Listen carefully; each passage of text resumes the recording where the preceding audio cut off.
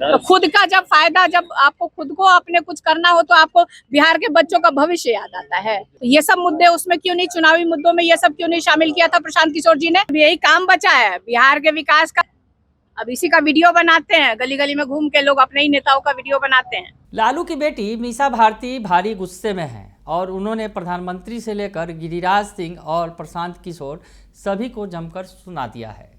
नमस्कार, दर्श न्यूज में आपका स्वागत है। मैं हूं अनुराग। मीसा भारती गुस्से में हैं। पाटलिपुत्रा की सांसद मीसा भारती लालू यादव की बेटी, उन्होंने लंबा चौड़ा बयान दिया है, प्रधानमंत्री को भी घेरा है।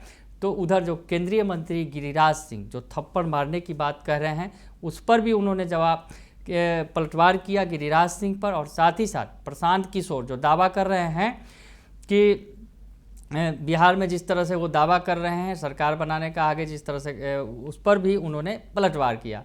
और साथ ही साथ तेजस्वी यादव के दावे पर, जिस तरह से तेजस्वी यादव ने दावा किया है कि झारखंड में एनडीए की सरकार माफ़ कीजिएगा, इंडिया गठबंधन की सरकार बनने जा रही है, तेजस्वी ने यह दावा किया है।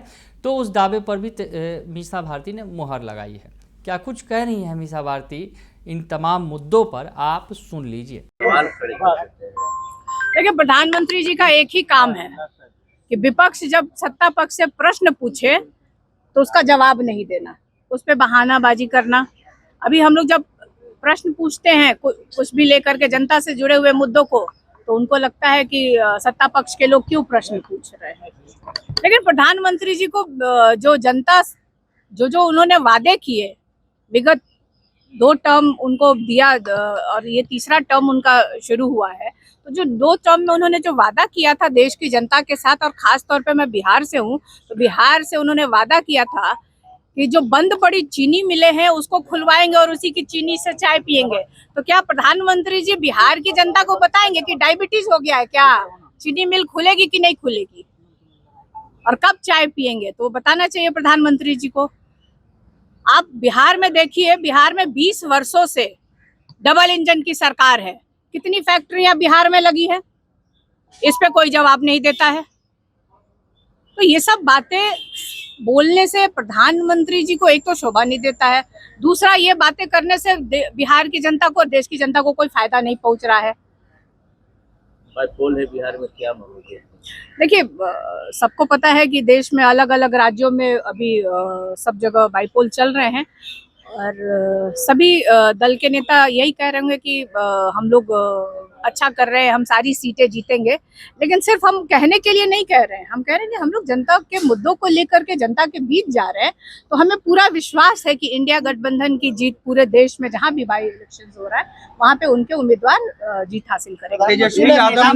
प्रधानमंत्री ने कहा कि कांग्रेस जो भी वादे करती है अपने शासित प्रदेशों में, सब झूठ वादे करती है और किसी को भी वो फुलफिल नहीं कर पाती है।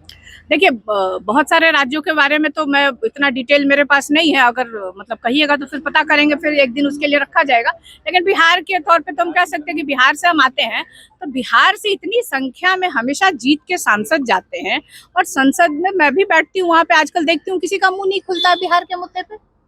अभी आप हाल फिलहाल एक देखे होंगे कपड़ा मंत्री गिरिराज सिंह जी का बयान, इतने सीनियर नेता, इतने अनुभवी नेता, और उनका इस तरह का बयान आता है कि मतलब राह चलते किसी को देखो तो उसको 100 चाटे मारो।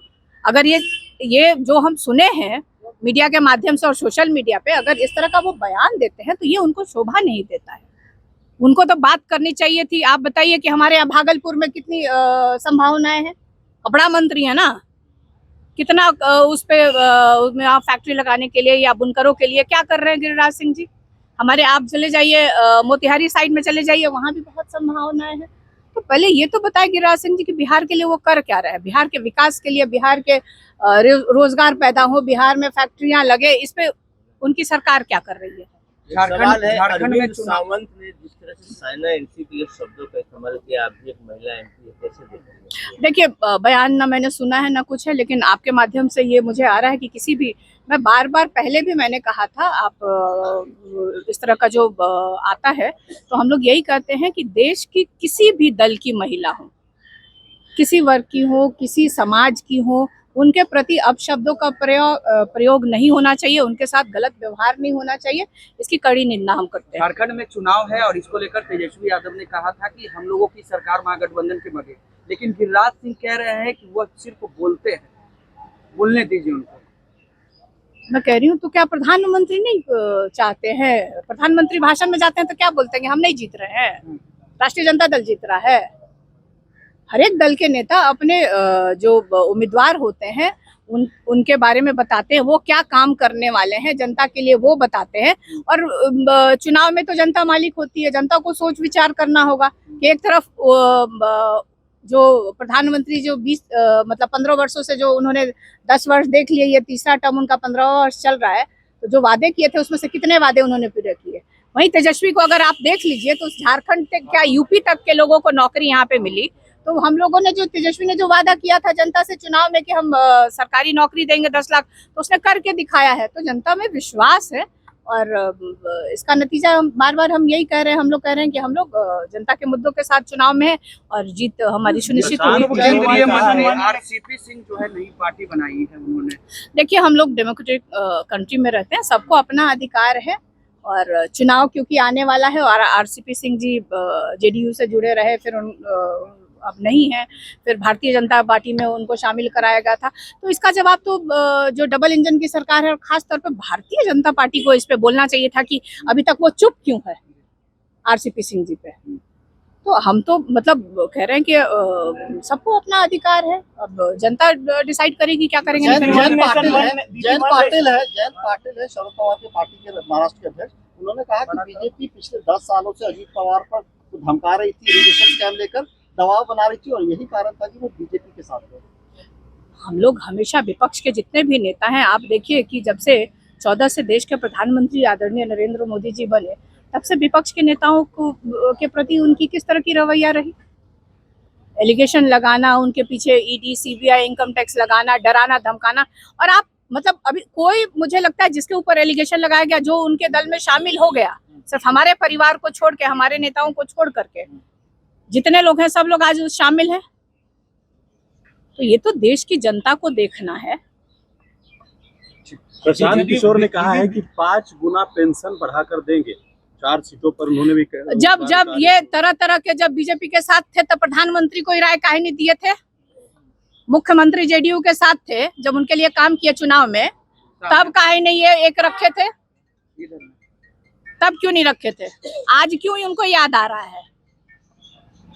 तो खुद का जब फायदा, जब आपको खुद को अपने कुछ करना हो तो आपको बिहार के बच्चों का भविष्य याद आता है। तो ये सब मुद्दे उसमें क्यों नहीं, चुनावी मुद्दों में ये सब क्यों नहीं शामिल किया था प्रशांत किशोर जी ने कि पढ़ाई जरूरी है, बिहार में फैक्ट्री लगना जरूरी है। अब चुनाव में जब आए हैं तब उनको याद आ रहा है कि आपका बच्चा पढ़ना चाहिए। तो काहे नहीं बीजेपी से प्रश्न पूछ रहे हैं जाके?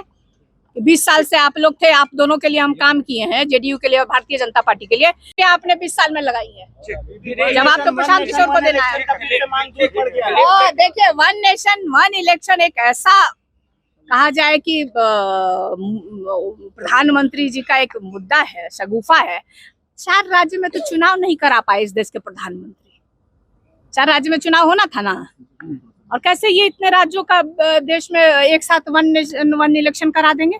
तो जब 4 राज्य संभव नहीं है, इसी से आप अंदाजा लगा लीजिए। दिलीप जायसवाल करें कि इंडी गठबंधन के नेता जो शराब पीते भी हैं और बेचवाते भी हैं, हमारे पास वीडियो फोटो सब है, सब जारी कर दें।